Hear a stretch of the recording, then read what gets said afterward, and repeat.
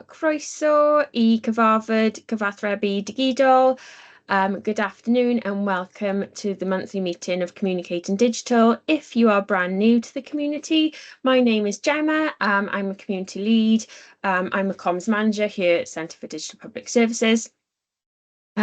This community, we meet monthly on Teams, and we're here to support those working within public sector comms or have digital change or digital comms backgrounds, basically. So we cover topics such as AI in comms, moving away from Twitter, working in the open, the benefits of blogging. And for February session, we are welcoming Josh Rousen, our visual designer, who's going to be talking all things accessibility. So the theme of all of our communities across CDPS this month has been accessibility. We had a brilliant session yesterday from some colleagues from SiteLife. If you're on the mailing list, you will receive our recording, so don't worry if you've missed out there. But what I'm going to do now is hand over to Josh. As I said, we're recording the presentation, and then once the presentation's done, we'll open it up for Q&A and the recording will stop. But over to you, Josh, and diolch. Diolch yn fawr, Gemma. So, prynawn da, everybody. Josh Rousen, I'm the visual designer here at CDPS. So I have over a decade of experience working in private, third sector and now public sector, doing all things to do with design. So I've worked in comms teams big and small, with all the various challenges that each of those sectors face. And I've always had a penchant for accessibility, making sure that things look good and perform well, but are also accessible to as many people as possible. So as part of my role here at CDPS, I try and do a lot of the pushing of buttons to try and make us as accessible as possible, regardless of what format our comms take, whether that's using different tools to check accessibility, whether that's trying new things to make things available in more formats, and so on and so forth. I'm just going to share a slideshow here. We go. Okay, so you can hopefully all see this now. Thumbs up? Yep, looking good, Josh. Happy days. Okie dokie. So, as Gemma said, this is going to be recorded and shared after. I'm also happy to share the presentation itself, if that's of any use to anybody. For those of you who either have vision impairment or are otherwise not looking at your screen at the moment, I'm Josh. I am a white male. I am bald. I wear glasses and I have a beard. That is just one of the little things you can do to try and be a little bit more accessible. Not everyone is able to watch their screen all the time when you're giving a presentation. Not everyone can see it very well, and there might be tech issues. You never know. So, moving on, this is a quote that we had out of a piece of work that we did on accessibility, a much wider piece than just my remit. And one of the survey respondents on this project said, in my mind, if you're not providing an accessible digital service, you're not providing a digital service. And that really struck a chord with me. I think that's quite a powerful message. And I completely agree with it. If you're not making something accessible, whether that's your comms, whether that's even your internal comms, if you're not making it accessible, then it's not really fulfilling the purpose of that piece of comms or that piece of work, especially in a digital environment where there's often not many other ways that somebody can manipulate something to make it accessible to themselves. So it's really on us to provide that accessible content. So, just a little bit, shameless plug, we have got the digital service standard for Wales. This is something that we have published. We do have guidance and the like on it on our website, but the idea of this standard is it shows what good public services look like in Wales and how to achieve them.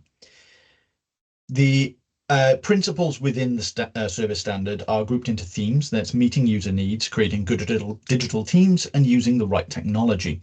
Now, within each of these themes are the principles themselves, but this this presentation really focuses on the fifth principle here, which is make sure everyone can use the service.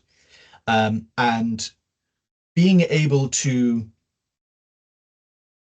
consume content is not necessarily making them able to really use that content if you're only providing it in very narrow definitions of accessibility. So with this presentation, I'm hoping to give some quick wins, particularly geared at comms, that pretty much anyone can do. You don't have to be a designer, a specialist like myself. Anyone within a comms team, anyone who is dealing with internal comms, external comms, there's going to be something for you. If you do have any questions, feel free to either type them in the chat, or otherwise there'll be a bit at the end here where you can ask any questions on the stuff I'm about to show you. So what does accessibility mean? It is a very popular term at the moment, and I'm sure you've heard of all different definitions. Now, the one that directly affects public services in Wales is linked to the W3C, the World Wide Web Consortium, which is web accessibility means websites, tools and technologies that are designed and developed so that people with disabilities can use them. Accessibility overlaps with several areas, including inclusion, design for all, universal design, and addressing the digital divide. Similarly, accessibility is related to user experience, usability, and user-centered design. One of the reasons to, this is a very, very, very long-winded way, and I don't think it nails what accessibility really means. It is the official definition, but for me, accessibility is making things better for everybody, not just people living with disabilities or impairments. Ultimately, if you make things useful, they're going to be good for everybody. So I break accessibility considerations down into visual, audible, cognitive, ease of use, and time-based. Now, the top three are what usually gets considered in accessibility terms. Obviously, someone if they're blind, or if they have vision impairments, if they're deaf, any of those types of things are fairly common considerations. But I add the other two because I think, as I'll get to in a moment, there's temporary and permanent versions of these. But with ease of use, it's also about going, okay, how easy is something to use? So that could be something for people who have motor control issues, so they can hear and read fine, and they've got no cognitive issues. They just have poor motor control. People who are using aging technology, they don't have that ease of use. It might not be able to do all the things that your comms piece is capable of. It might not run on their machine. You don't know. And there could also be restrictions to their technology depending on where they're accessing it from. And then time-based is the simple thing of people who are in a hurry, people with bad internet connections, so it takes forever for things to load, or indeed your own colleagues who don't really have the time to go digging around in a PowerPoint deck for a particular slide, or a particular section of a slide. So within that, you then have the temporary and the permanent. So what do I mean by that? So permanent versions of stuff like this is a vision impairment, so like blindness, glaucoma, that kind of thing. It could be permanent disabilities. They could have I don't know, missing limbs. They may have been had an amputation or things like that. They might not be able to interact with your content in the ways that you might immediately think of, and that's a permanent thing that cannot change. It also does affect people who are themselves not necessarily disabled. It could include stuff like carers. They have a lot less time because they are caring for people. So you need to make things quick and easy to digest. Now, there's also then the temporary versions of those. So that could be someone who normally wears glasses and can see fine. They've lost their glasses. They've got a temporary visual impairment. Audible, they might have been at a concert the night before. They're suffering from a bit of tinnitus. That's an audible issue that is temporary. It could also be that they are in an environment where they're not allowed to have the volume up. They can't listen to your video or listen to your piece of content. How are you supposed to consume it? And then the same thing with cognitive. You know, what if someone is sleep deprived, they've got a newborn, they're very, very tired. That's something that quite a lot of people, I imagine, can commiserate with. You're not on your best form if you're caring for a newborn. And as a result, your cognitive capability is diminished. So with that, these are going to be top 10 tips, some quick wins that can improve any accessibility you're currently doing or add to your arsenal to make things more accessible. So this one should be really, really ingrained at all times, which is the alt text. And you might think, Josh, I do alt text, you know, I bang the image in and it auto generates a little caption. Now, that's great, except for it's not usually particularly descriptive. It might say something like photo of a person smiling, but I did some testing with a few of the auto-generative things with a pair of paintings, so the Mona Lisa and Girl with a Pearl Earring. And all it said in the majority of the automated things was painting of a lady. They are two very distinctly different paintings. And yes, factually correct, but it doesn't actually give context to someone who's using assistive technologies to actually read this stuff.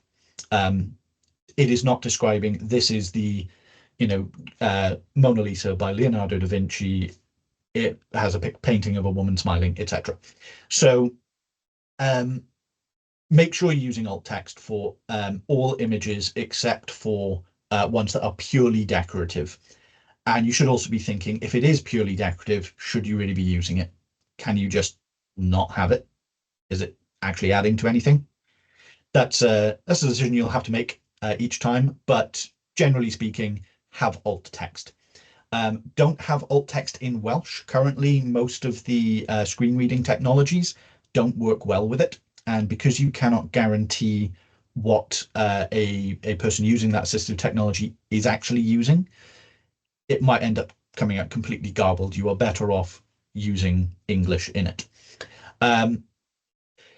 Additionally, if you've got something like I've got on the example there, the image description is talking about the text more than the rest of the image. Try to avoid having too much text in images anyway, because that's not accessible by default. But if you do have to have it, needs must, make sure that the alt text focuses on the text that someone would need to read. Now, alt text also isn't just for people who have visual issues or anything like that. If the image doesn't load, so if you're in a rural area and the connection's not great, what they will see is the alt text. The image might not load, and if it does, it might be really, really slow. So you're, again, slowing them down if you're not adding that alt text to go, oh, okay, this is a useful, it's an infographic for something from the NHS, let's say. Having that described might be more beneficial than them just sitting around and waiting and trying to reload this image constantly. One other thing with alt text, pretty much every platform or software that you use uses it.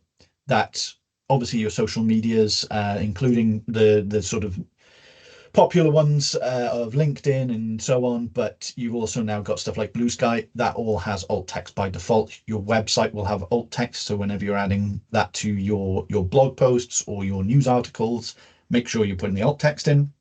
But it's also in Word and in PowerPoint. So take your colleagues who may use screen readers into account and put alt text in there too. Next up is font sizes. So you want to keep them above 12 points or 16 pixels. That's a typographic nerd problem, but just keep your text large and try to avoid overloading the text in a sentence. You want to ideally keep text large and not have it go across an entire screen.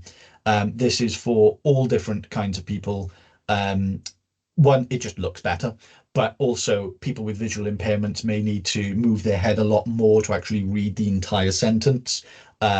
Similarly, if you've got someone who's under a lot of cognitive load, you don't want to make a massive block of text and go, I don't want to look at that, I'm just going to scan it. Make things shorter but bigger. Similarly, if you are doing any kind of presentation or the like, this is particularly prescient for internal documents or presentations.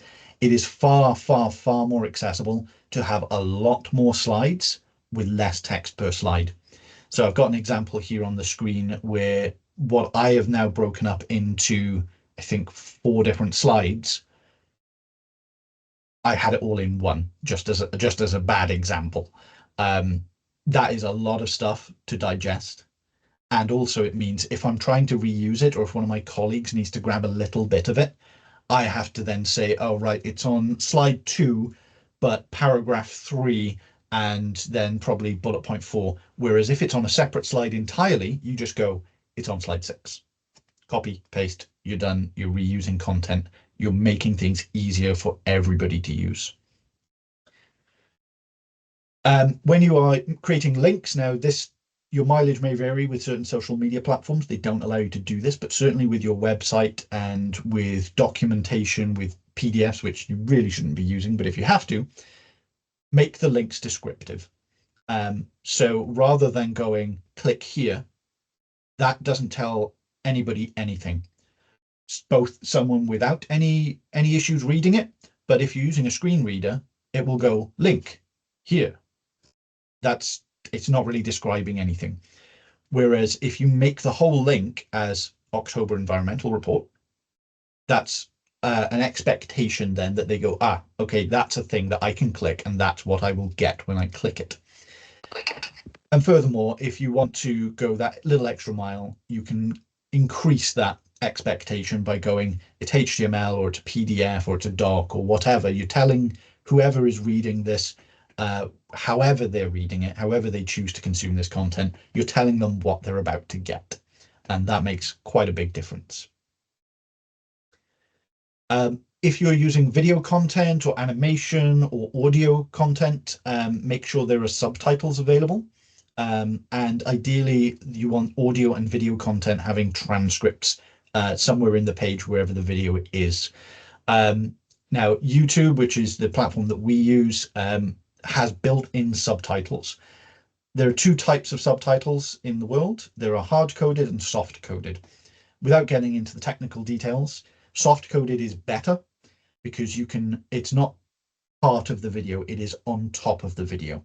Therefore, certain accessibility tools can actually read it better, but also it means you can take it from one platform and put it on another. And again, you are saving yourself time and energy and effort. So YouTube, for example, if you create your video, put it on YouTube, put your subtitles on there after you've uploaded it, you can actually download that as an SRT file, a subtitle file, and that can be used then on any other platform. So Twitter or X, if you're still using that has it. LinkedIn, that allows SRT files. Blue Sky also has it straight out of the box. So you can just upload the exact same video file and the exact same subtitle file, and it will be then uniform without it being hard-coded into the video. You can streamline this with auto-generated or AI captions. YouTube's pretty good at it, but don't rely on them to do the job right the first time. They just save time. So by all means, upload to YouTube, have it auto-generate, and then go in and proofread it. Very, very important, especially with how AI tends to work with stuff like Welsh accents. It doesn't always, it's hilarious, but it's not what you want. Next up is headings. So pretty much all digital software allows an actual heading structure. This is particularly prevalent in websites, and it's also prevalent in stuff like Word, Google Docs, PowerPoint, whatever you're using. So headings are functional. They make life easier for anyone using assistive technology. It helps them move around the page a lot easier. It also helps automated processes like SEO and AI understand a structure of a document. Headings do not just mean making things look big and bold. That is not how you make a heading. In code, you would use the H, so H1, H2, H3, etc. But Word and Google Docs, PowerPoint, they all have them all built in. They should be along the top bar. You can see an example here in this image. They are actually defined by the software. You can make them look how you want, but functionally, a heading that looks exactly the same as normal text will still behave differently, and it will be more accessible. Probably the number one tip is keep things simple, keep them short. Another useful thing you can do, and it kind of ties in with some of the stuff that I mentioned a few slides back, is try and reuse content in multiple different formats. If you have a video, have the transcript. If you have an audio quote, put it in that post as well. Try to just make things available to in whatever way that an audience wants to actually consume it. That's the bottom line. Really key thing, and this thing is always a bugbear of mine as a graphic designer, be careful with your colors and spacing. You don't have to have blurry vision or blindness to not be able to really comprehend what you're looking at a glance.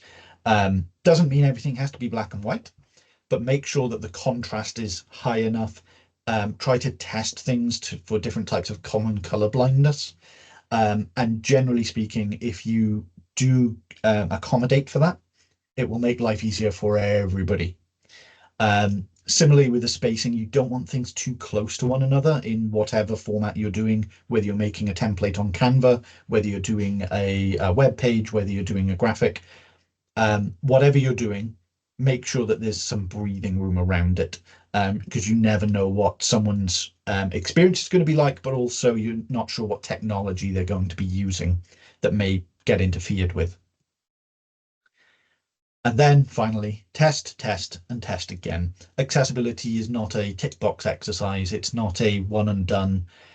You put it into your regular workflow, and you just need to test. And whenever you try something new, and it's always worth iterating and trying new things, but test, test, and test again. These are some useful tools as well. So some of these are Mac OS specific, so sim daltonism and contrast. Sim daltonism is a color contrast checker.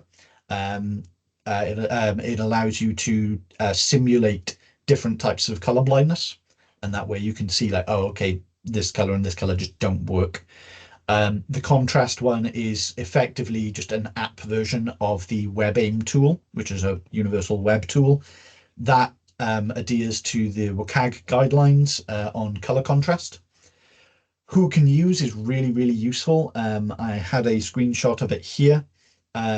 This will allow you to put in different colors or upload an image and allow you to have a different rating for lots of different things, such as regular vision, different types of color blindness, blurred vision, all that kind of thing. And remember, the contrast doesn't just affect people with visual impairments. Imagine you are walking on the street and you need to check something on your phone and it's a bright day. You're going to have trouble reading what's on your screen and you have to go and like duck into a corner. Color contrast and brightness will help that. No Coffee is a browser plugin that is a really, really powerful testing tool that allows you to visually test your content.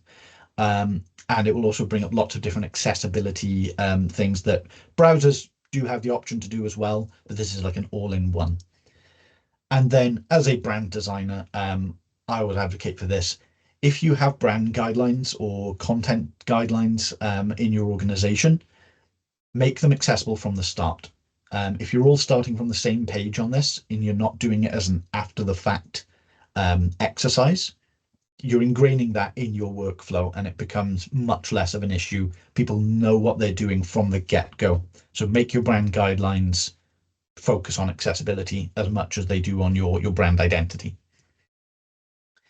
There are some useful resources. So as I mentioned, WebAIM is really useful.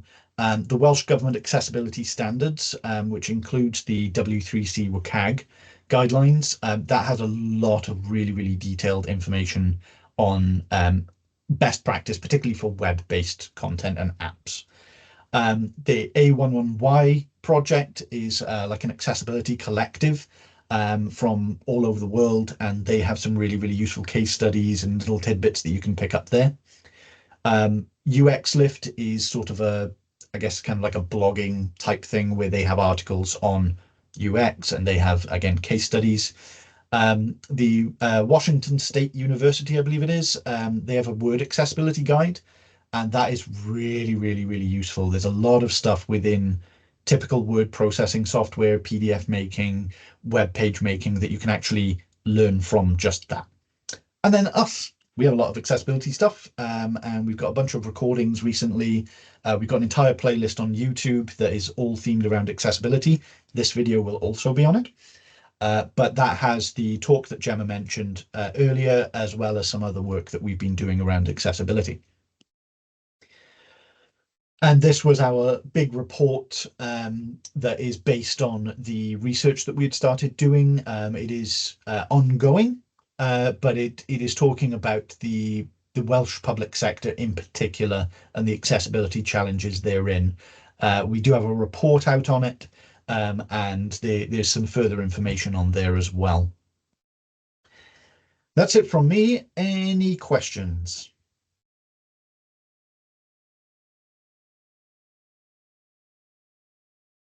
Amazing. Thank you, Josh.